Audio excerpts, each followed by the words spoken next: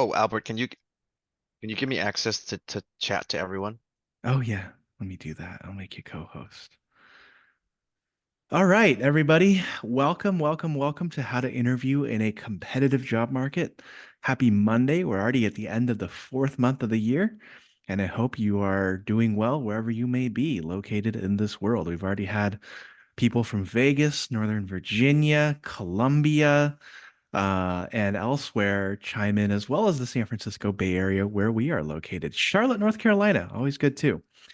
So, as you all know, we are in a really, really competitive job market right now, especially if you work in tech due to layoffs and numerous other things. If you've gotten an interview lately, you also know it's really, really competitive. And to be the right fit for any job that you apply for, you have to tick all or at least most of the boxes that employers want these days. And so, if interviewing is something you want to get right so that you can become the best candidate on the market for the roles and opportunities that you're going for today, you've come to the right place. My name is Albert of Albert's List, and I will be your host along with my co host, Cory Hiramoto of CareerShakers.com. Many of you whom you've met through other webinars as well as our ongoing mock interview series. Today, Corey is going to talk about how to interview in a competitive market, and it'll be a very engaging workshop. And without further ado, Corey, over to you. Thank you everyone for tuning in on a late Monday evening. I know some of you are dialing in from all across the globe, and we really do appreciate it, especially after potentially a long day at work. Really do appreciate it. And make sure you do utilize the chat function and make sure it's set to everyone so we can all see your messages and questions. We will be checking and monitoring the chat because it's a webinar Zoom setup. You won't be able to like talk to us or use your video, so please utilize the chat function. And make sure you are networking with everyone that you feel like can help you grow your network, find new job opportunities, maybe even help you level up your interviewing skills if you want to do like some practice interview sessions. So put this information in the chat so people can connect with you. I already saw a couple people in product marketing, a couple people in product management, and so it'd be great for all of you to grow your networks and see what kind of job opportunities you are getting. And on that topic, it is a super competitive job market. I think last week Tesla announced layoffs, even Apple has announced layoffs, and so a lot of large companies are impacting their workforce. And that also means for those of you interviewing and applying for jobs, you're going to be competing with people who have worked at Tesla, Meta, Apple, Google, Amazon. So the competition is extremely fierce out there. And I'm sure all of you have seen the different stats and reports and the news headlines, but I actually saw something really interesting too. I saw this person on Instagram the other day, and I'll shout out to him in the chat here. He goes by Jonathan Words of Wisdom. It's all one word, but he made this video where he applied to 200 jobs for fun, for fun, mind you, and he only got 3 interviews out of the 200. And he went to Harvard. He was an investment banker, and then he worked at Meta and Amazon. So he has like the strongest resume that anyone could probably have in his niche for his roles in applications, and he still got less than 10% of his job applications for an interview. So that's how competitive the job market really is these days. Oh, there we go. Okay, so quick pop quiz here. Take a guess. Can someone use the chat function? And what do you think is the most important part of your job search? Like, what is really going to make the biggest difference when it comes to you actually landing a job and getting a job offer?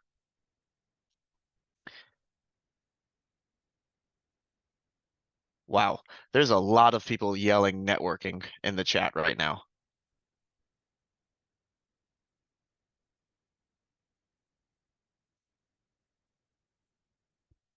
Oh yeah, referrals are super important, definitely as well.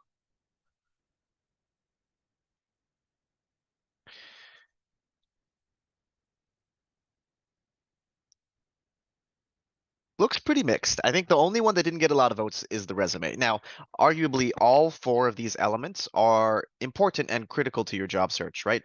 But the most important part in order to get an actual job offer is going to be your interviewing skills. Now, maybe the webinar title kind of gave it all away here, but everything leads to your interviews. There's very, very rare chances and opportunities in which somebody will get a job at a company without having to do at least one interview. Even if you know the CEO or you worked with the vice president of marketing or whatever, and you get them to endorse you and pass your resume along, you're still going to have to do at least one interview, right?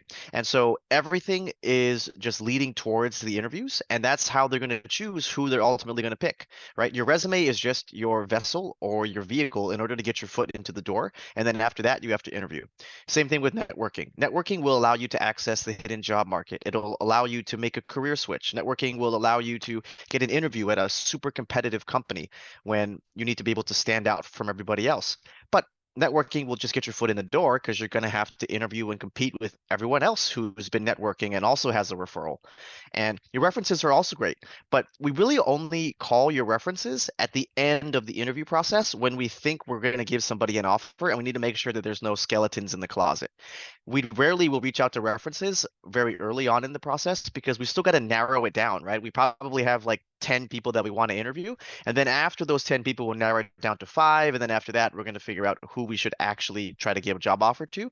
And then that's when we're going to do the reference checks. So this is why interviewing is so critical these days, especially in a hyper competitive job market, because everyone else is going to have the perfectly ATS optimized resume. Everyone else is going to have work endorsed referrals, strong references. Everyone's going to be networking. And so it's all going to come down to your interviews. And good thing you all are in the right place today. Now, we went through a little bit of an introduction of both of us. Albert and I will both be hosting this session, and we're also going to be hosting a interviewing bootcamp to help you interview and get more job offers in a competitive job market. Albert and I are both career coaches. We both have our own different groups, but we've been combining forces and creating collateral together that we've tested and tried over time. We actually have this weekly mock interview series where Albert and I host free mock interview practice sessions every single week, and where people can volunteer. They bring their job description and their resume, and we give them feedback before their upcoming interviews. And we've been doing that now since the beginning of the pandemic. And we've actually taken all of our information, all the things we've learned and tried with all of our clients and coaching, and we've actually formalized that into some content and a bootcamp, which will actually get you better at interviewing. And for those of you who are wondering if we're actually good at this and if you should trust us or not, if you are even in the right place, here are some actual real testimonials, one for Albert and one from me from our interviews and DMs. And I actually like this, even though it doesn't look as professional. I have some testimonials on my website as well, but the reason why I like these actual snapshots is because they're really genuine, right? And there's no way that I could have faked it. There's no way that I could have like quoted somebody on my resume on my website as like a testimonial or something. These are the actual written words from people that we have coached and showing their expression and appreciation for Albert and I and how we've been able to help them with their interviews. Okay, let me just double check that there were no questions in the chat. Yes. Oh, and someone was able to get two of their longest term jobs by networking through referrals. That's amazing. But put in the chat, we're very curious. Did you get to skip all the interviews with your referrals, or did you still have to do some interviews?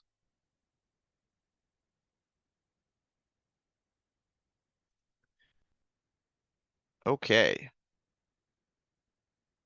So in today's session, we're going to keep it pretty free flowing. I like to utilize the chat function because I don't want to make it seem too much like a lecture or anything like that because I feel like most of us didn't really enjoy school. But I do have some things that I wanted to cover, right? And so the first is, I think the one thing you're probably asking yourself is, do you even need help with your interviewing skills, right? How good are your interviewing skills? Do you feel like that's even where you're kind of getting stuck in the job search, or maybe is it something else? We can help you figure that out right away. And then what are you actually going to learn if you were to work with Albert and I through our How to Interview in a Competitive Market bootcamp? And then how is it going to be structured? How are you actually going to be able to improve interviewing skills and get value out of this as opposed to just finding stuff online that you can Google, right?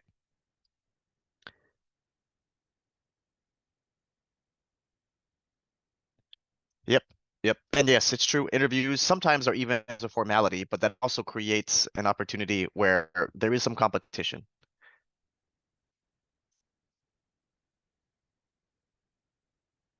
Yep. Okay. So even when you got referrals, you still had to do at least one fit call with a hiring manager to make sure that there were no glaring red flags, and they probably asked you some questions about your background to make sure that your resume was as you had described. And I can speak from firsthand experience. There have been some people who have lied on their resume or over embellished on some of their accomplishments, and the only way that you can really find that out is through interviews. Okay. Now, just by a quick show of hands in the chat here, has anyone ever interviewed and you've been told this by the recruiter or the hiring manager after you've done your interviews? Does any of this on the screen sound familiar? Oh, we really liked you, but unfortunately, we just found somebody with a little bit more experience doing this. Or, oh, your interviews went really, really good. The team really, really liked you, but it turns out we actually needed somebody with social media marketing experience, and you don't really have a lot of that. So that's why we went with them. Or, oh, you just weren't the right fit, but oh, you were so close. Oh yeah, we almost hired you. Oh, we were so close. Does any of this sound familiar?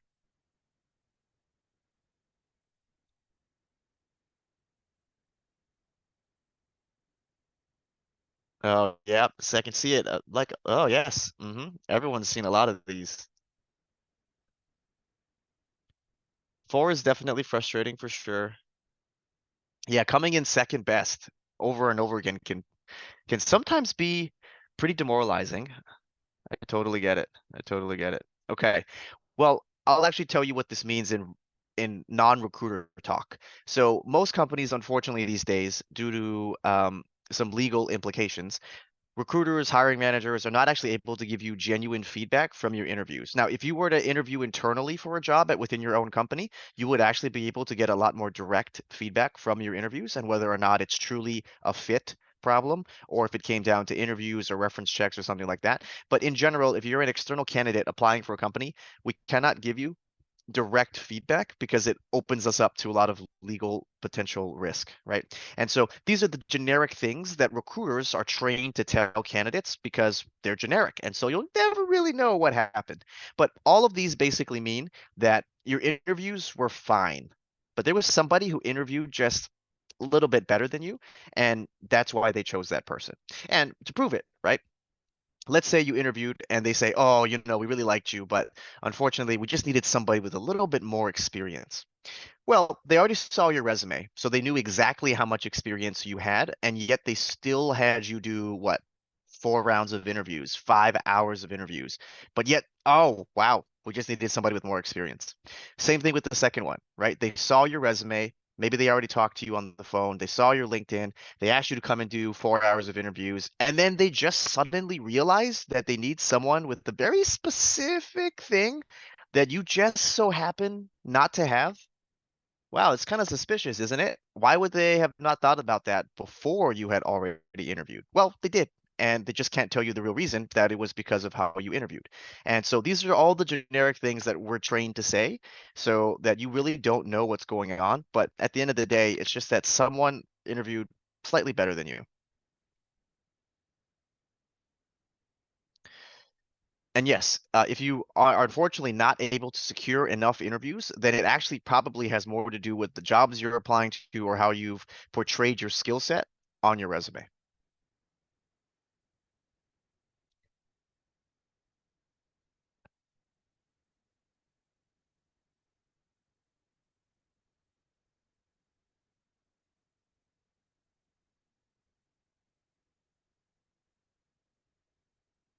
Oh, interesting. Someone said that they were still given a job offer, but they were offered a lower salary because they didn't have a certain set of experience. I'm curious to see if you even took that role. I wonder if that was something you would even take. Generally, I've never heard of that before, actually. So that's the first time I'm hearing it.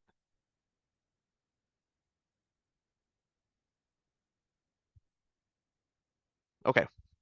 Uh, yeah, good. Glad you didn't take it because I think they probably wanted you to withdraw on your own and they didn't want to have someone decline a job offer. And so that's probably why they did it that way. Yeah. Okay. All right. Well, let's start with the first thing, shall we? We're going to do a few different questions and exercises here to kind of get the brain juices going. And that way you can honestly answer for yourself, how good are your interviewing skills? Because if they're really good, then this shouldn't be what's holding you back from getting a job offer.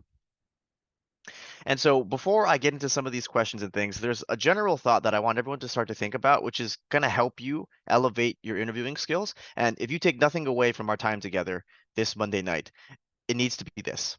In order to get hired and to stand out in a super competitive job market, you need to know what your secret sauce is or what makes you unique and special that will help you stand out from every other candidate that you're going to be competing with. And if you think about it, all of you are going to have very similar resumes, right? That's why all of you have been selected and chosen to do an interview because all of you have great accomplishments on your resume. All of you maybe have a great referral from somebody who works at the company who says you're the greatest marketing, sales, finance, accounting, HR person that's ever lived. But there's a lot of you who are the greatest marketing, HR, finance, HR person ever. And so they can only hire one of you. And so that's why they have these interviews. And that's how they're truly going to be able to decide which one is going to get a job offer and which one is not. And it really comes down to how you're able to differentiate yourself from everybody. And so you need to start to think about what makes you unique and special. What's your secret sauce that would lead a hiring manager to choose you over everyone else who's got very similar accomplishments and backgrounds. Now, with that mindset, let's do a few different thought exercises here to figure out how good your interviewing skills are today. True or false? This was pretty quick to answer. Um, if you work in marketing, and I chose marketing here because I think regardless of what you do for a living, everyone understands what marketing is. If you work in marketing, if you were able to increase revenue by 20%, this makes you a great marketer. This makes you great at marketing. Who thinks this is true?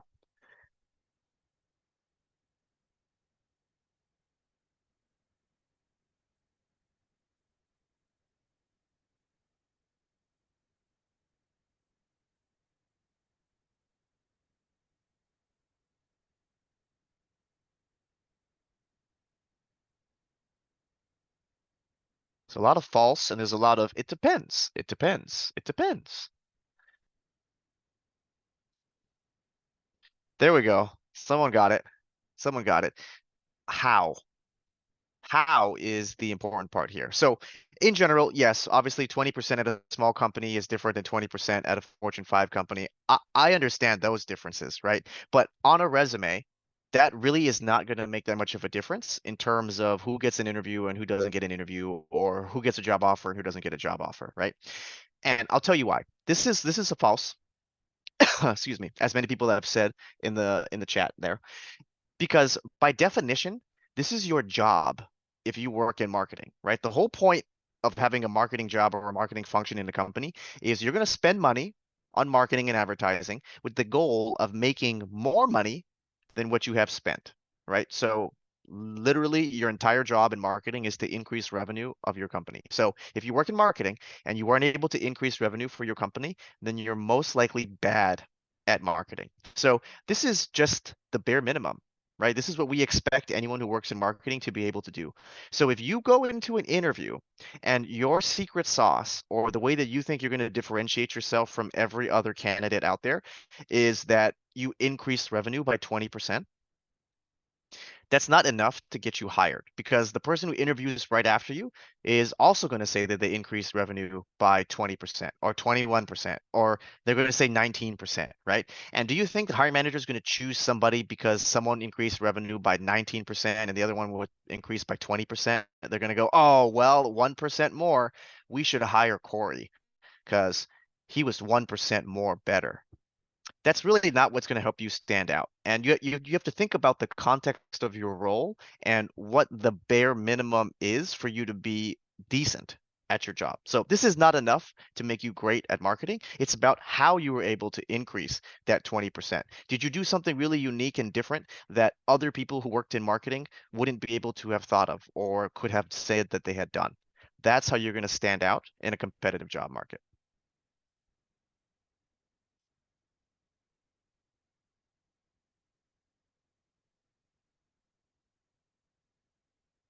Okay. Let's try another one. Now, for this one, I don't want you to answer the actual interview question here, but what I want you to do is take a stab at it, put it in the chat. What do you think the hiring manager is really asking when they ask you the interview question? Tell me about yourself. Why would they ask you this interview question? What are they really trying to figure out? Let's reverse engineer this. What's the point of this interview question?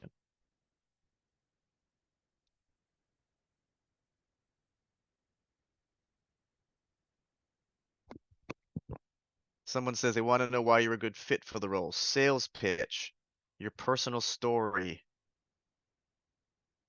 Why should we hire you and what do you do? Storytelling skills. What are you great at? What can you do for us? Super qualities do you possess that will help the team be successful? Have you done your research and personalized a response in an authentic way? So even from this chat, you can see that all of you are interpreting this question to mean different things, which means all of you are going to actually try to approach and solve this question very differently. So what they're really asking you when they ask you, tell me about yourself or walk me through your resume, they're really asking you specifically, based on the responsibilities and scope. Scope is actually super important here. The scope of the role that they need to fill, based on the responsibility and scope of the role, why are you the best candidate for the role? And the keywords here are scope and best. I noticed that a lot of people in the chat have used what everyone has always thought, which is fit, right? Are you the right fit for the role? Now, if you're just trying to prove to somebody that you're the right fit, that just means you're checking boxes for them. Make sense? And if all you're doing is checking the box, that's not enough to get you hired and stand out in a super competitive job market because everyone else is going to be checking that box. Everyone else is going to be saying that they work in marketing for 15 to 20 years and they increase revenue by 20%. And remember, they've already seen your resume and LinkedIn, and they're already talking to you on the phone at this point, right? So just simply recapping and summarizing what's on your resume is not enough. They've already seen it. This is your chance to show them based on what they actually need to do or what problems they currently need to solve in their business or in this role. Why are you the best person to do that? And or have you already done this? So in order to properly answer, tell me about yourself, what you first need to do is you actually should ask the interviewer or the hiring manager to give you some context about the role that's not already in the job description. You need to figure out what are the current problems that they're dealing with. What are some of the challenges that they foresee in the future for their business or for this team? And what would be the immediate responsibilities or projects that they have in mind for someone to tackle within their first 90 days by taking this role? Then, when you have that information, that's when you need to customize and tailor your answer to highlight only the relevant experience that you have that directly shows them that you have done this before at the appropriate scope and scale. So for those of you who are moving from a smaller company to a bigger company, scope and scale is actually going to be one of the biggest things and concerns that hiring managers are going to be concerned about. And then for those of you who are going from bigger companies to smaller companies, speed is actually the one thing that they're going to be concerned about when you're moving from a more bureaucratic organization where there's a lot of controls and process steps in place when you need to be more agile and nimble when you're working more at a startup. So you need to be able to customize your answer based on the context of the role. And it's not really well, yes, like it's part of an elevator pitch, but the elevator pitch is basically why are you the best person for the job based on the scope and responsibilities that they actually have. And this really doesn't have much to do with values.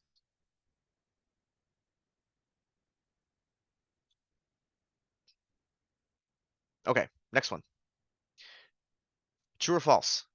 I do interviews at my own company right now. I interview candidates, so I actually don't need to study that much and prepare for interviews because I already know what good looks like.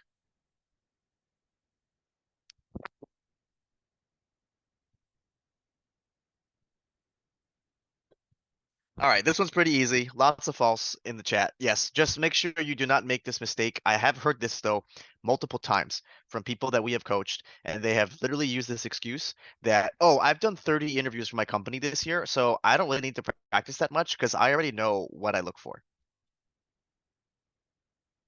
Oh yes, the longer you have not interviewed, the more practice you need. And it is a skill that you need to practice and rebuild back up.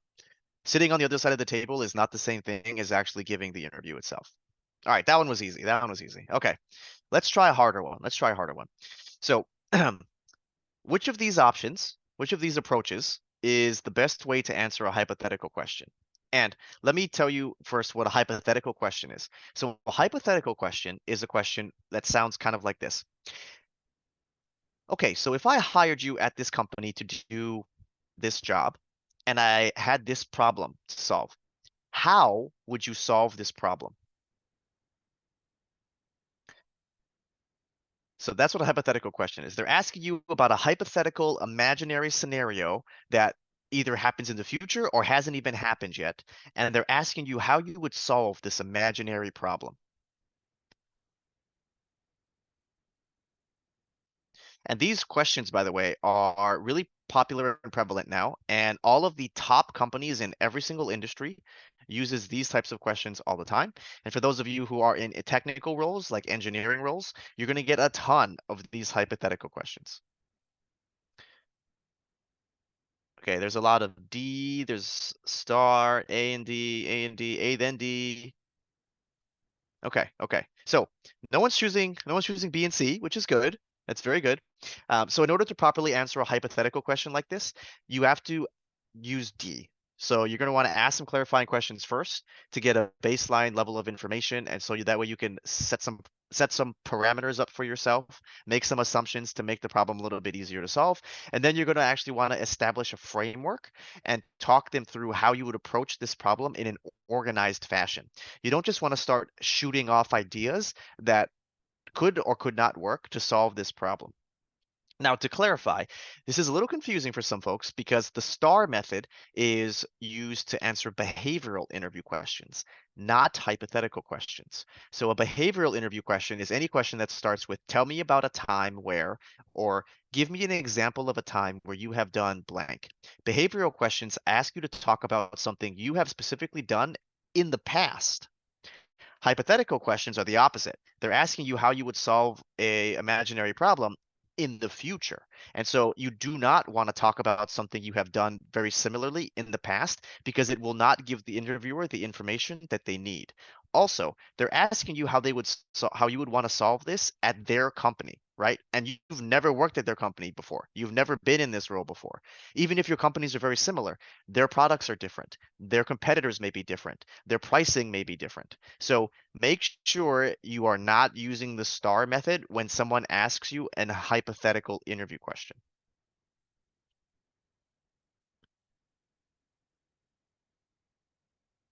Oh, and someone is wondering, what is STAR? So STAR is a framework that people or coaches and online gurus have recommended for years about how people frame and structure your interview answer. So it stands for situation, task, action, and result. It's kind of like the outline of your essay that you kind of want to follow when you're talking to somebody and telling a story about something you've done in the past. And we've got videos up there on my YouTube channel and Albert's List YouTube channel. So feel free to Google STAR interview method.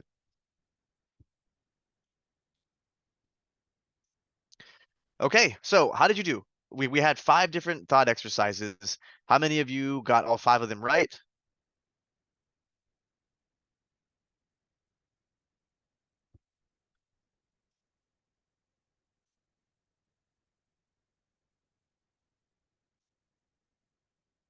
Two out of, okay, that's pretty good. Two out of five. Four out of five. Well done. Well done, Rosa. Susie, four out of five. That's amazing. That's amazing. Four out of five. Okay. There's a lot of fours out of fives. A lot of fours out of five. Now, I think in 2022, when there were so many jobs and so many opportunities, four out of five would be enough to get you hired. But unfortunately, in 2024, with the job market like it is today, four out of five is not enough. And I think some of you can attest to that when you've been getting all those messages from the recruiters about you're not the right fit or there's somebody with more experience than you. Being four out of five is not enough to get you a job in a super competitive job market like today. You need to be almost perfect in your interviews and you need to know how to answer all these different types of questions.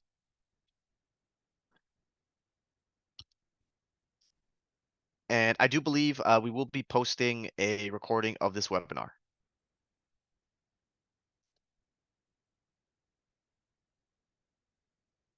All right, so how are we all feeling about our interview skills? Everyone's like, oh, I don't need this anymore. Like, I'm super good at this.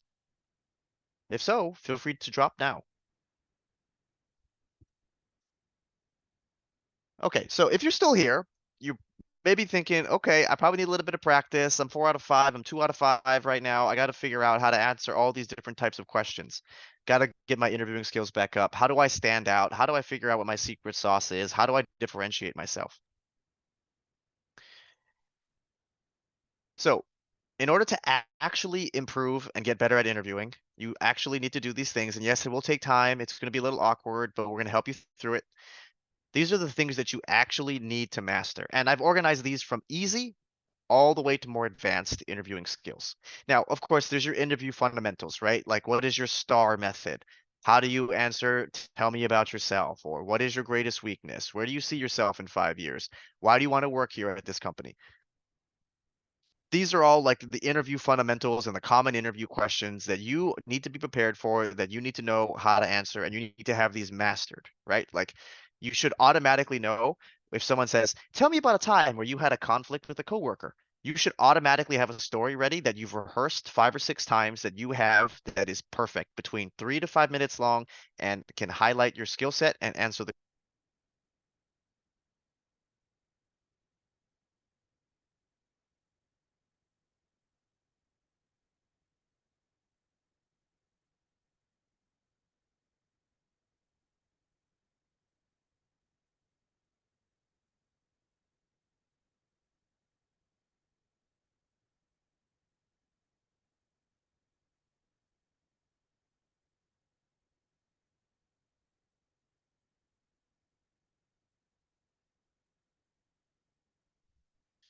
Okay. Sorry about that. I swear I charged these up last night, specifically to avoid this. Can everyone hear anything? Okay, perfect. Yeah, apologies.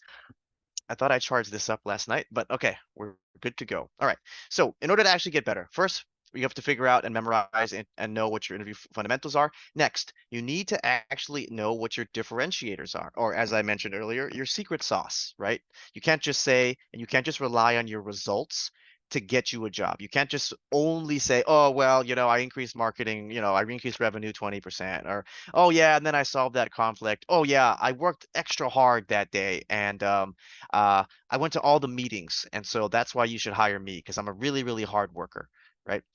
Those are not enough to get you hired anymore. And I think all of you have experienced that these days. And so you need to know what your differentiators are. And to help you figure out what that is, we've got a bunch of different exercises that we can help you through. But to kind of get you primed up and thinking about it, think about the 5 different questions, right? The who, what, when, where, why, and how. Those are the questions that you need to be able to answer for all of your stories. And then after you answer those, that's how you'll be able to tell you yourself what your differentiators are and how you're able to stand out from everybody else. It's going to be in one of those 5 areas, right? Next, at the very bottom here, these are some of the more advanced interviewing techniques. And we tried to practice one of those earlier today, right? Where I asked you, when someone asks you the interview question, tell me about yourself. What are they actually asking you? What do they care about? What do you need to be talking about?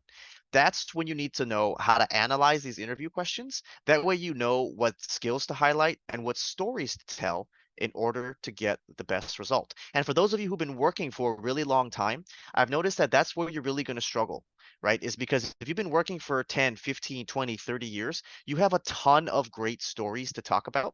And a lot of your pitfalls in the interviews come from the fact that you choose the wrong stories for certain questions, and that's why you don't get a job offer.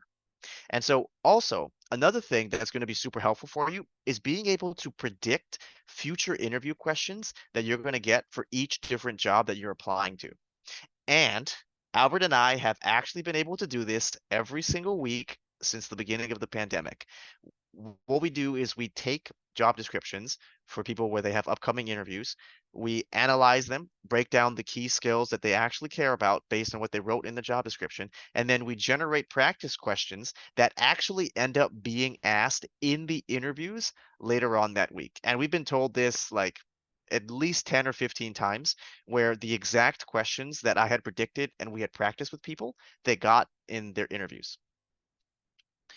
And so these are all the things that you actually need to know how to do if you want to get better and improve your interviewing skills, right? It's not just watching a YouTube video and then writing stuff down on your computer or on your notepad and then sitting there and memorizing it and then hoping that when you go to the next interview, you're going to remember it. That has probably what you've been doing this whole time, and it may or may not be working, but if you hear it, probably is not working, right? So you need to change things up. These are how you actually get better at interviewing. Okay, let's check the chat for some questions. How do you answer extempore questions? What is an extempore question? Interviewers can be really creative at times. I don't know extempore. That's a big vocabulary word. Can someone help me define what that is? What is an extempore question? Spoken or done without preparation. How do you answer a spoken or done without preparation question? Interviewers can be really creative at times. Oh, I see, I see. Okay, okay. So like, how do you answer questions that you haven't prepared for, right? Okay. Love this, love this. And honestly, this is why Albert and I have a slightly different approach than everyone else when it comes to preparing for interviews. And so one thing that I feel like 99% of people do when they prepare for interviews is you have a list of interview questions that you probably found on Google, right? You probably typed in common interview questions, enter. You go to some website, it gives you the 99 common interview questions. And you go through every single one of them. And I bet what you all do is you write down your answer for what you think is going to be good for that question. And then you sit there and you memorize 99 answers for 99 questions, right? Does that sound familiar? Does that sound familiar to what people are probably doing at home? Okay. And then you're going to go to your interview, and then 4 out of the 5 questions are going to be the ones that you saw on Google or Glassdoor.com or levels.fyi or whatever website you saw. But then someone's going to ask you a question that was not on the website or was not one that you had studied and memorized an answer for. And then that's when you panic, right? You're like, oh my God, I didn't study for this. I don't have an example. I don't have a story for this. I'm gonna fail this interview. This is such a extempore, what's the word? This is such an extemporary question. This is so unfair. I can't believe like they would ask me that. So and honestly, like this is where people's fear of interviewing comes from. This is where people's lack of confidence comes from, is that they're worried they're going to get a impromptu interview question that you haven't been able to study for and practice, and then you're going to fail. So how you actually answer these or prepare for these and give you confidence for these is you do the opposite. So you don't memorize answers for questions. Instead, what you need to do is you need to memorize your stories, because there's only a limited number of stories that you can tell from the jobs and work that you have done, right? But there is an unlimited amount of questions that somebody can create or think of to ask you in an interview. So why would you want to try to study things that have an unlimited, undefined amount when you can instead study the things that you actually have control over, that you know that you have to be able to talk about at some point? And so in order to answer these impromptu interview questions, you need to have true mastery of your stories. You need to know the interview fundamentals. That way you can think about a story and then immediately turn it into a star method story. You need to know what your differentiators are. So when you're talking about your story, you can highlight the key skills or accomplishments that you need to stand out from everybody else. You need to be able to analyze the interview question so you know what they care about, and therefore you'll know what story is best to share. So that's how you handle impromptu interview questions, is by utilizing all these things that we're going to cover right here.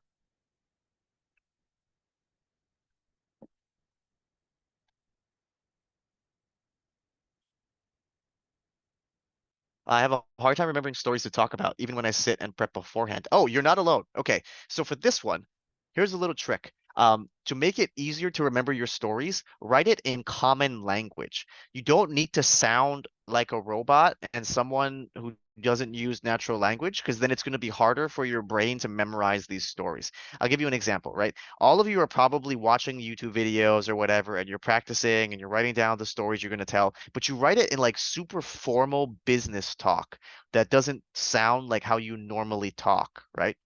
Someone may ask you, "Oh, tell me about a time where you had a conflict with somebody on your team." And you've probably been practicing it like this. Okay, let me tell you about a time where I had a conflict with a team member on my team. So, there once was a time where I was assigned a business analytical project where I needed to first gather all of the extraneous data and circumstances around five key attributes. And then like, who talks like that? Right? That's why it's so hard to remember your stories is because you don't write them in natural language. And so you're trying to memorize these scripts that don't actually like have meaning to you because you're trying to make it sound too formal. And that's why you're going to struggle to have memory recall because you're trying to force yourself to talk in a way that just isn't natural. Do you already speak about the interview question? What is your biggest weakness? How should we respond? Okay, so if you do get asked, what is your biggest weakness, which by the way is one of the most common interview questions that you can probably get, you want to talk about an actual weakness. Don't try to turn a weakness into a strength. Interviewers hate that. Choose an actual weakness that's not important to the job, right? So pick like public speaking in front of large audiences or something that you're not actually good at, but isn't really important for the job. Then you need to have a story that talks about how you're actually working to improve it and you can prove that you're working on improving it over time. That's the other big piece, right? People will pick something that's a weakness, but there's no real concrete way to show that you're getting better at it other than saying, "I'll work on it." So it needs to have a good story about how you've actually been able to improve this skill over time.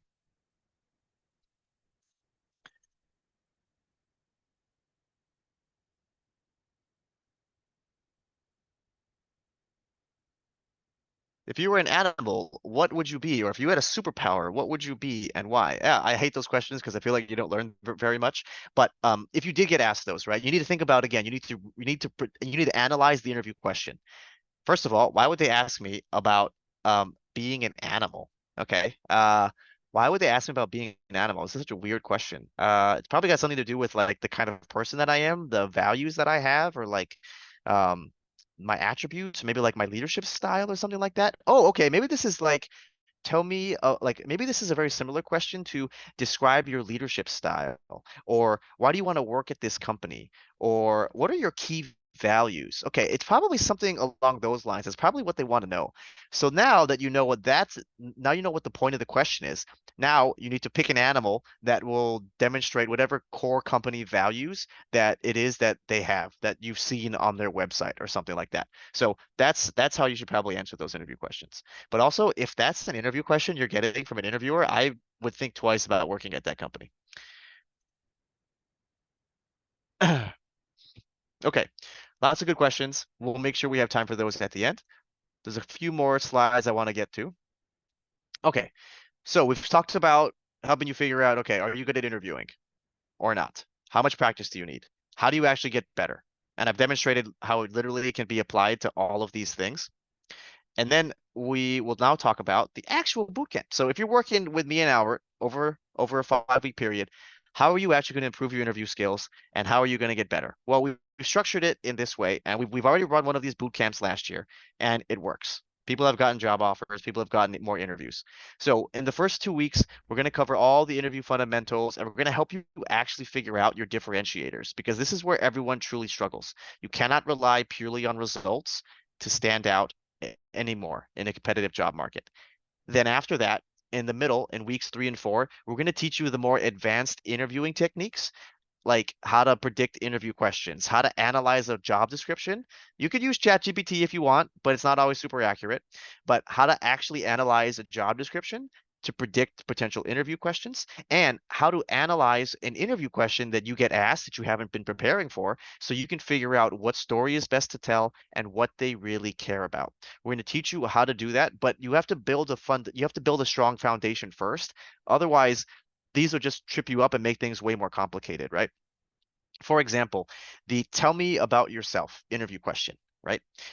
I would never recommend to somebody who doesn't have the interview fundamentals down yet to ask the interviewer for more context about the role first, and then try to customize your answer on the fly in the interview to show that you are the best match for the role based on the scope and responsibilities as they have described. Because that's an advanced interviewing technique, right?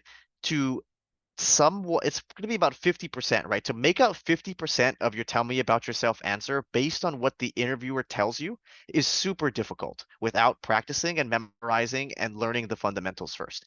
And it can actually hurt you, right? If you ask the interviewer, hey, give me more context, like what are some specific problems that you want this person to solve? And then they tell you, and then you just go into your memorized answer, it's going to be way worse for you because they're going to be like, I literally just told him what I'm looking for, and he didn't talk about any of those things in his tell me about yourself answer. Reject. So that's what you're going to learn in weeks 3 and 4. And then, of course, as you get more job offers, we're going to teach you how to effectively negotiate a higher salary for yourself. And then in between all of these lessons and boot camps, Albert will be hosting office hours where folks can drop in, bring your questions, bring the homework and the exercises that we've given you. And then he's going to help each of you answer your questions, work through some different problems, talk about your upcoming interviews, and work through everyone's different and unique situations.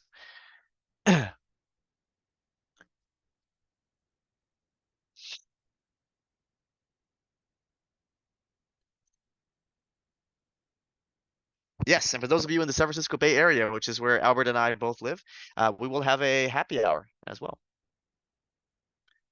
Yeah, so just wanted to chime in here and thanks Corey for leading this, right? I think just spending a little bit more time on this slide before anyone has any more questions. Please use the code here because you did show up. This code expires at midnight tonight. Get $20 off. It's a flash code. And it's to thank you for joining us. But more importantly, in terms of this boot camp, it's your opportunity to be with people who are going the same direction with you. It's your chance to get accountability for your interview because, look, the job search is complex, it's crazy these days, and having people going towards the same direction as you is really helpful. And you know what? Corey is also a recruiter, if you saw his LinkedIn profile that I gave you earlier. So he knows exactly what hiring managers are looking for and he'll be spending time with me. I'll be on all of these as well, where all of you can learn and off office hours in case there's anything that you don't understand. And so feel free to take a look and yeah, we're here for you. If there's any questions, feel free to put them in the chat as well. And Corey does support all. We do support all types of roles here. So Corey does work with technical people in his day to day. I'm a marketer myself who works on very technical products myself in AI and analytics. And so I understand how to answer a lot of these questions. And if you go to any of our mock interview videos on our YouTube channel, I can be frequently found figuring out what the answer to these questions too. If you have an interview in the next couple of days, will your boot camp help you? I think it depends on where you are in the interview process. Let's say you get the job, if you buy that ticket today, I will refund it to you because you have that job and you may not necessarily need it. But if you get to that interview process and it's a multi-month interview process, we're happy to help here too, and we can be here to guide you through what each step of the stages look like. And Albert, when Um, does the boot camp start? that's a great question. The boot camp begins on May 7th. So, or not May 7th, May 6th. So next Monday at 5 p.m. Pacific. It is going to be all virtual. You will get recordings of the videos. If you want recordings of office hours, I can do that too. And you don't even need to be in the Bay Area. You can be anywhere around the world. So if you decide that you want to go on a vacation to Hawaii, you can absolutely take this boot camp from there too, while enjoying the sun and the beach. Yep. Oh, and just to clarify, only the people who are in the boot camp will get recordings of the boot camp. So That is correct. Yeah. yeah. And then Um, someone else was also asking. So Albert and I, unfortunately, we do not have technical backgrounds. And so if you need help studying for lead code questions yeah. for your software engineering interviews, our bootcamp will not be able to help you with coding interviews specifically. Yeah. Question. If you have a genuine weakness or deficit that will crop up in work, but have a compensating strength, I'll use myself as an example. I write very well. I'm confident about that, can support that. It's important in my line of work, but I know I'm slower at delivering than many other people. How do I make the case for my quality of writing in view not being so very fast? Thoughts So on for that, this Corey? one, yeah, I'll take a first stab at this one. So let's just say they ask you, what is your greatest weakness? In this case, I would not say you should say, oh, my greatest weakness is that I'm very slow at delivering my work, but I'm high quality. In general, nobody wants to hire somebody that's slow, right? So don't even bring this up to them. You should pick something else that is not as potentially risky from a hiring manager perspective. So I have no idea what your job is, but if you're like a technical writer, maybe for example, where writing is a key strength, then obviously pick something that has nothing to do with writing. Maybe talk about like public speaking, right? Actually, public speaking would be great for this one because I highly doubt you have to do a lot of public speaking.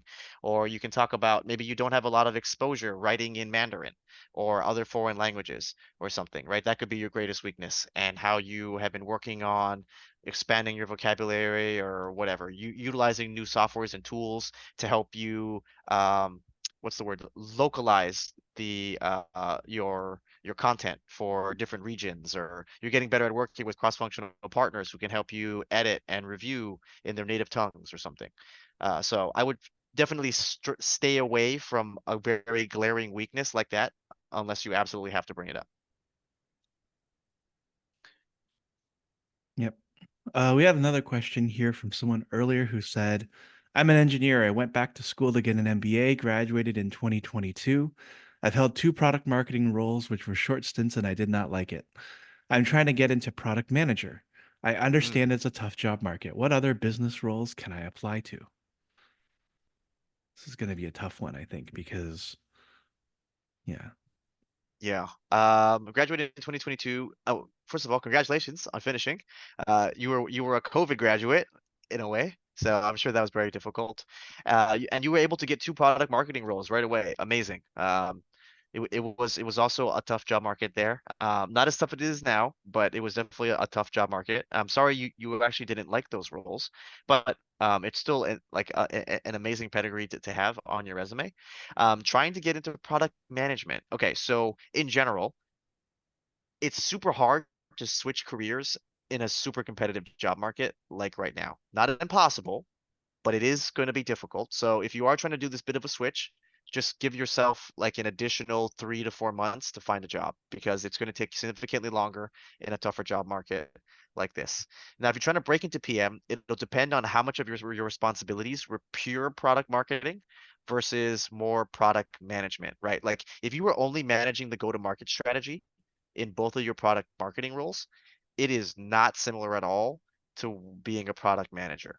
Now, maybe if you were at a non-technical company and you want to be a product manager at a non-technical company, it could work, right? But if you're looking to work in tech and be a product manager, a lot of it has to come down to features and delivery, right? And how you're able to prioritize certain features, come up with features, work cross-functionally with different teams, deliver, manage sprints, run scrums, right? None of that is overlaps usually with product marketing, which is handling the go-to-market strategy for the delivery of a product once it's either close to being done or already released. So it is going to be a bit difficult. What other business roles can you apply to? I'm sure you've already looked at marketing, um, sales, corporate development. Since you do have an MBA, I'm not sure what classes were covered or where you went to. But if you went to like more of the East Coast schools, you could also look into like mergers and acquisitions and business development. I have an interview tomorrow. Do you have any suggestions for great follow-up questions to ask at the end of the interview? Yes. So you can go two different ways. So the first way is if there is a certain skill set that you know you have that is very strong, but was not brought up in the interviews, you can ask a leading question that will then allow you to talk about it. So, for example, let's say you believe one of your key strengths is to be that you have international exposure and scope in your current role, and you're doing all these interviews, and you never had a chance to talk about your international projects or your international work. So, one of the questions you can ask them is, "Hey, I'm just curious.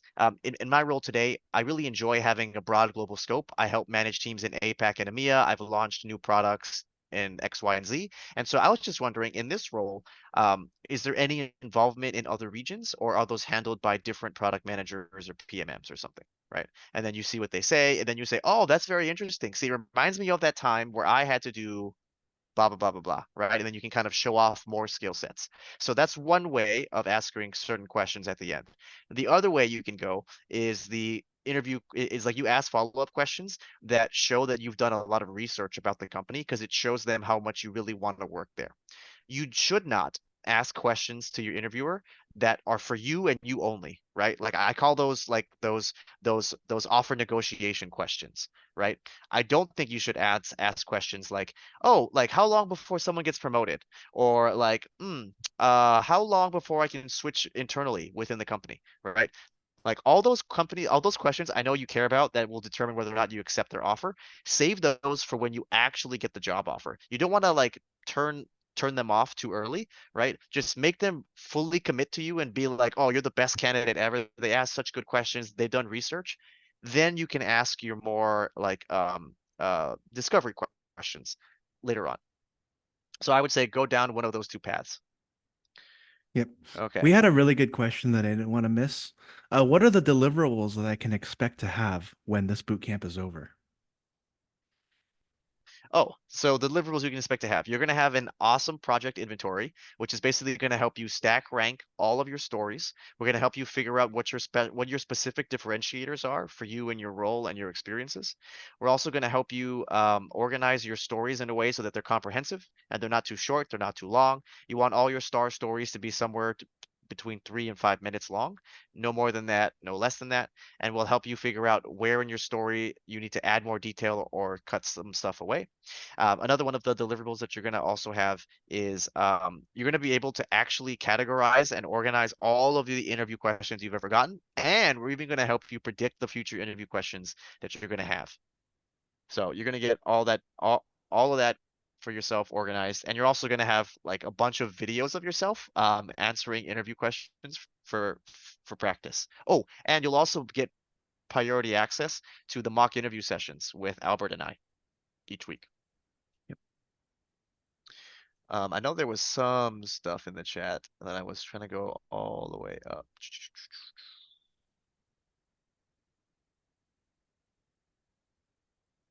Yep. Okay, here we go. Um, How would you believably make up a story? My stories honestly don't have good resolutions. You shouldn't make up a story. That's what the project inventory, that's exactly what one of the deliverables is we're going to actually help you organize and make sure you have enough stories to talk about across the 4 or 5 hours of interviews that you're going to have to go through. That way you don't actually have to make up a story from scratch because that's pretty difficult to do, even for me. Like I can't make up a story that I've never done on the fly. If your story doesn't have a good resolution, we just need to help you get there, right? Like I doubt any of you have stories that don't have good endings. Otherwise, you wouldn't have a job right now, or you would have been fired years ago. So all of you have had impactful work at your companies. We just need to help you figure out what that actually is. We need to remove some of that imposter syndrome so you guys can actually know what your best stories are. Is it true that you shouldn't say the exact reason why you quit? Yes, that's true. You should never downplay your previous employer because they may think that you're gonna do the same thing to them. I heard you mention your weakness as a skill you're lacking since it's easy to see from the job description and your resume that you don't have it. I heard mention your weakness as a skill you're lacking since it's easy to see from the job description and your resume don't have it. I would not recommend that, right? Because Either it's not important to them and that's why they're letting you interview, or they don't even know that you don't have a skill and that's important, so there's no reason to bring it up. If it was important to them, they would ask you questions specifically about it. I was giving an example of how not to talk very formal. Can I give an example of how to sound naturally? Yeah, sure.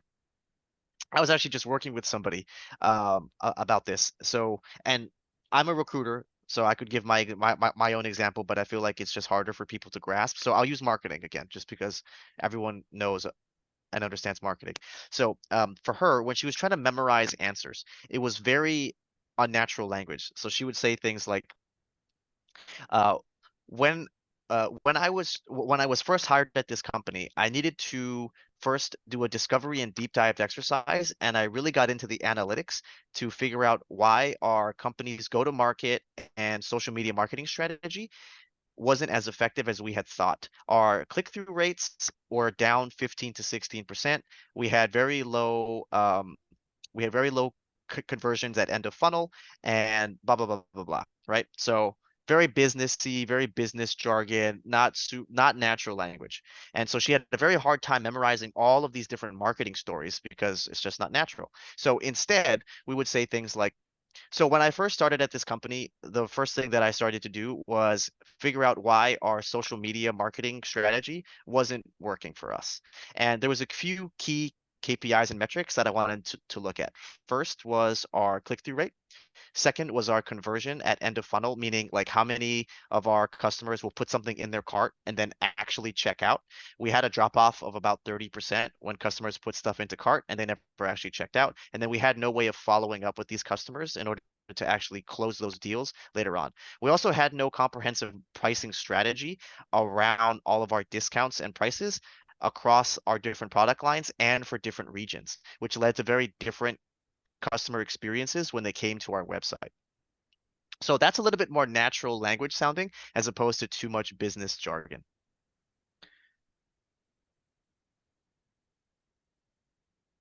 So here's a good one for both of us. Is there any job offer guarantee with a boot camp? So I'm gonna be really, really transparent about that and say that we are here to offer you the information that you need to become a better interviewer. Neither Corey nor I can be in the interview with you unless, maybe we figured out a way to secretly hop on the Zoom call with you or be in the room. So it's incredibly hard for me to say that I can guarantee you a job at the end of the day. That said, you saw the screenshots that Corey shared earlier, where those who have attended and done our mock interviews have received 25% raises, have seen their job opportunities increase significantly, and tell better stories. So, what I can guarantee you is that you will get the structure, you will get the questions that you need to answer in the question types, and you will have access, and I can guarantee you, to the resources during and after, to which you'll know what it is that we are teaching you, and you'll also have accountability so that you can perform better in your interviews, and all of those combined together will help you get closer to the job that you want because you know what it is that you've learned. Yeah, Yeah. and I would agree. I mean, like we'll give you all the tools and things you need, but if you don't practice, if you don't actually do the homework, you're not going to get better at interviewing. So you also need to be able to put in the work and invest in yourself. Yeah. How big is the cohort and how long is each session and how much time can I have attention of instructors? So we'll be meeting every Monday for about an hour to hour and a half. I've got some content to go through. We've got some exercises and homework that you're going to be working on. And then Albert will be hosting the office hour sessions as well. Yeah. And then is there a limit to the size of the cohort, Albert? No, I'm aiming for 20 to 25. We're at 18 right now. Yeah. So we've still got room. Yeah. Someone is asking, what is the general ratio of job applicants that are employed and people jumping to another company or people who don't have jobs? I have no idea. I am not a mathematician. I do not know what the current statistic is for how many people are unemployed and getting a job versus already have a job. Yeah. Sorry. Steven asks, how do you answer? Why are you looking for another job when in fact you are just unhappy with the current job? Yeah, so that's basically another version of why do you want to work here. So make sure you've done your research about the company. You can talk about what has drawn you to them and how you can add value there, and just never down talk your current employer. So you shouldn't, air out your dirty laundry, so they say. Someone asked, are technical certifications becoming more desirable than college degrees by companies? Actually, neither. So, real experience, projects, and work is becoming more desirable by companies than certifications and degrees. There was actually like a viral news story that went off in the Bay Area. I want to say like a couple months ago. There was a high school student in Palo Alto, California. He had a perfect GPA and like a nearly perfect SAT score.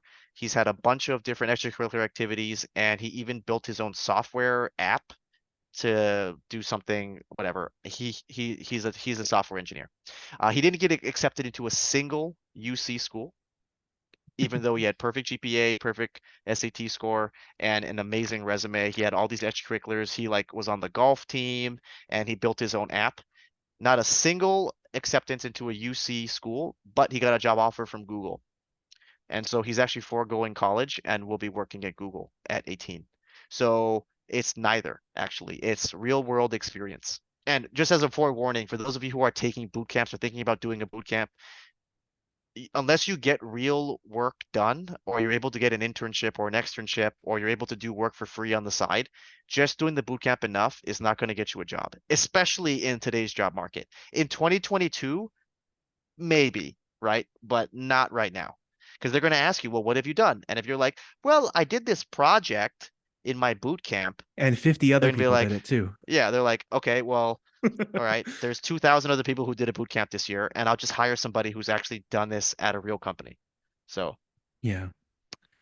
Will you be offering this again later this year? I plan to. I think it'll probably be either, well, I don't know, maybe late summer or probably later in the fall. If you're looking to make a move then this could be something that you look at. Should I address that I have been laid off twice due to things outside of my control? My last two jobs have let me go due to budget cuts, and it looks like I'm job hopping at this point. If they bring it up, obviously I talk about it, but should I mention it on my own? If they bring it up, what do I say? yeah, so actually, it's kind of worked in people's favor these days because so many companies, so many even large tech companies, right? Apple, Google, Facebook, Yeah. Amazon, have been doing layoffs, and it's almost never been due to performance, right? And so as long as you can counteract their only concern, which is you were let go due to performance, then it should not be a concern. If you're already in the interviews, then they don't care about what's been happening at those other companies. And if you tell them that, the company was struggling financially, they overhired, and then there were layoffs, okay, no problem, right? And then you can proactively say, but I've also been a strong performer. I'm more than happy to give you a copy of my performance reviews, or I've also listed my previous managers as references where you can ask them questions about my performance history. And then that will address any potential concerns that they may have. Is there a shortage of data analytics jobs? I don't believe so, but I do think that's one of the most competitive jobs to get because the skill set is so flexible, and there are many boot camps that you can take to break into to data analytics. And also, a lot of people's jobs these days involve analytics, right? Even mine, like I can write SQL scripts if I need to pull data as a recruiter. So it is highly competitive, but I don't know if there's a shortage of jobs. Yep. Let's see. Um, did you answer the technical certifications question? I did. Yep. Okay. All right. Is there a money back guarantee? So, since we're spending our time on this, and we've done this actually a few times and we've done mock interviews multiple times, I will not be doing a money back guarantee. I guarantee you that I will put my effort into this and ensure that you get the help that you need over the time frame. So please take advantage of the mock interviews. Take advantage of coming to the sessions, the office hours, asking your questions, and everything. I do not, and if any of you have been to any of these boot camps before, I don't try and run away with people's money because I know that I really like having my own money too. But I also and I know that things could be tight. So, we're going to make it worth it for you. And plus, we also have our large job search community and all of that that's going to be at your disposal as well. Here's another question. You can repeat the course if you need to, for sure. If you want to come back in the fall, we'll offer it again. It may be at a higher price. I cannot guarantee. But yes, you're always welcome to come back, and we do give a bootcamp alumni discount. So that's what Well, we and, do yeah, to and reward you for also your like loyalty. our boot camp sessions will be recorded.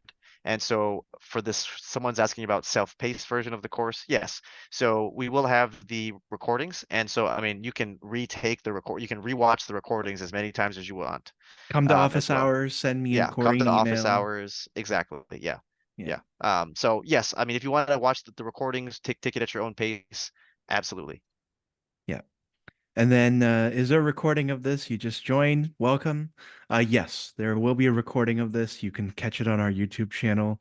If you signed it up via Eventbrite, then then you can, then you can chat with me about it. Natalie, I'm currently unemployed. Are there any additional discounts available? Yeah, message me. We can figure out an arrangement, and I'll just enter in my email address so we can talk about that. All right. Any other questions? Yes, Jill. Jill was part of our earlier boot camp in fall of 23. Remember her fondly. So welcome back and thank you for joining us. Based on your experience in recruiting and seeing the trends on the job market, do you see the market improving in the next year, Corey? I would hope so. I would hope I so. think so, but it's going to be in different sectors. Yeah. Obviously, It's it's very probably not going to uneven be in right now. tech. Yeah, it's probably not going to be in tech. I could see like financial services and banking doing well. Um, Healthcare has also gone down after COVID, obviously. But I think aerospace and defense is probably still going to be growing. So there will be jobs, but it'll be in different sectors. And I mean, this is just one man's opinion, but I also think remote work will be less popular moving forward. Hmm. Okay. Okay. I would say based on the last jobs report we saw, it is very government and government adjacent jobs that are really popular right now. So healthcare continues to go up. Government obviously is up. Uh, Construction is up because of the Inflation Reduction Act and Build Back Better and all that fun stuff. And you're seeing a lot of things around that. Information, which many of you are part of, professional services, which many of you are part of, are all down because interest rates are high. And when interest rates are high, it's a lot riskier for tech companies to invest.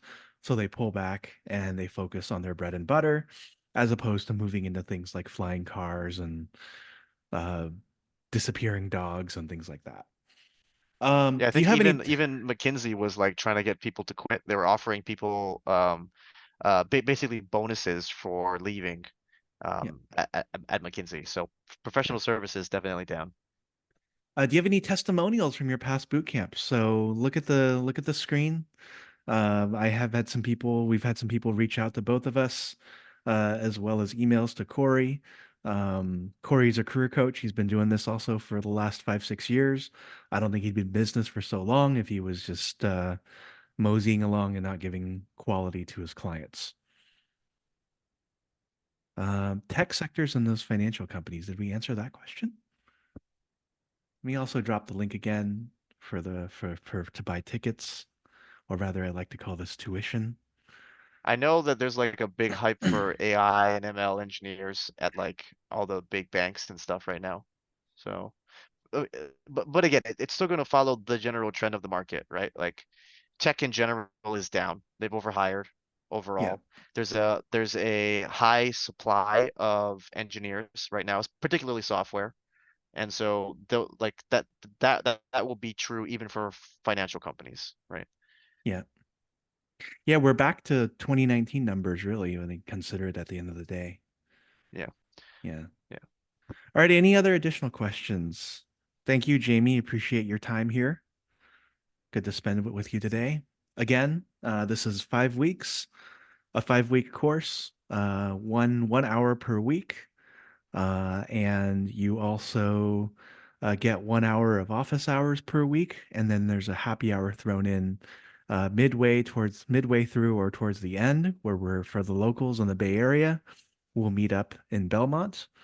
And then, yeah, you just get access to our community. You get access to first dibs on mock interviews.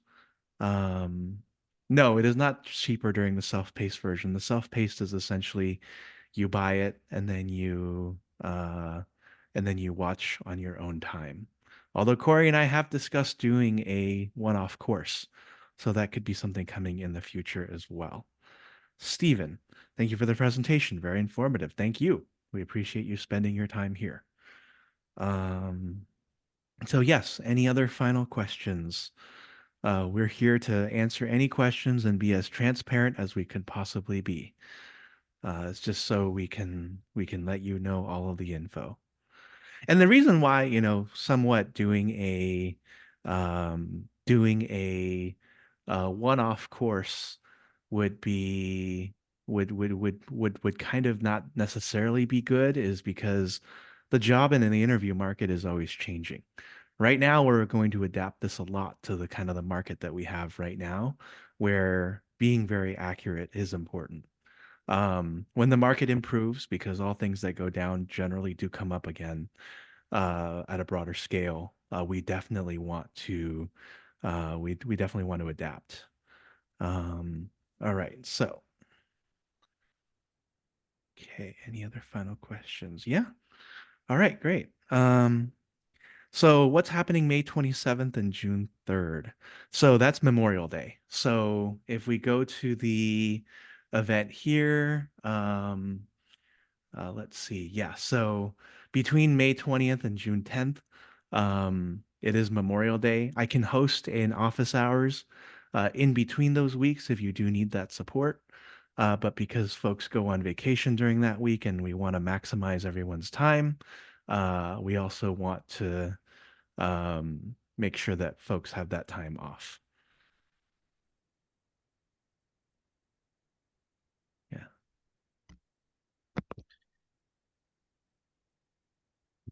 Yeah.